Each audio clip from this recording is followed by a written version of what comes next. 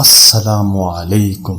ایسا میری زندگی میں کبھی نہیں ہوا کہ میں نے کسی کو یہ والا عمل بتایا ہو، میں نے کسی کو یہ والا وظیفہ بتایا ہو اور اس کی بنیادی ضرورتیں پوری نہ ہوئی ہوں اور وہ ابھرا نہ ہو۔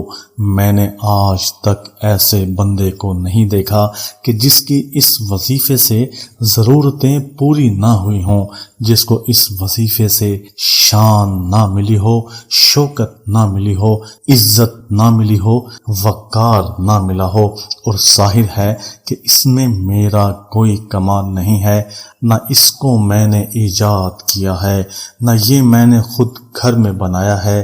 یہ صدیوں سے ہمارے بڑے یہ عمل کرتے ہوئے آ رہے ہیں، صدیوں سے یہ عمل لوگ ہمیں بتاتے ہوئے آ رہے ہیں کہ صدیوں سے جب بھی کسی کی زندگی میں مشکلات آئی ہیں، مشکلات کسی بھی قسم کی ہو سکتی ہیں، وہ مشکلات اولاد کی صورت میں ہو سکتی ہے، کسی کی اولاد نہیں ہے، اگر اولاد ہے تو نافرمان ہے، رزق نہیں ہے، اگر رزق ہے تو بابرکت نہیں ہے، چین نہیں ہے، اگر چین ہے اس چین کے اندر سکون نہیں ہے۔ سب سے پہلے صدقہ کو اپنی زندگی کا حصہ بنا لیں کہ جس کسی نے بھی میرے آقا کے گھرانے کو ہدیہ دیا، اعمال کا ہدیہ دیا، وہ ہو ہی نہیں سکتا کبھی غربت اور افلاس سے مرا ہو، وہ ہو ہی نہیں سکتا کہ اس کی زندگی میں کبھی پیسوں کی کمی آئی ہو، ایسا ہو ہی نہیں سکتا کہ وہ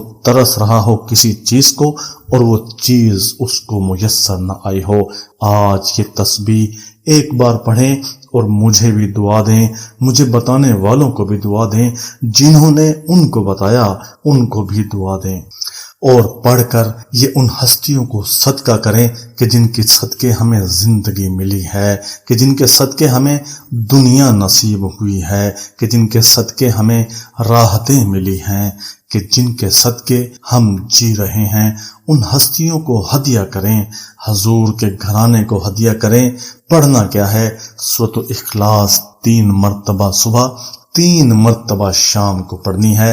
یہ آپ صبح فجر کی نماز کے بعد پڑھ سکتے ہیں، رات کو عشاء کی نماز کے بعد پڑھ سکتے ہیں، سونے سے پہلے پڑھ لیں۔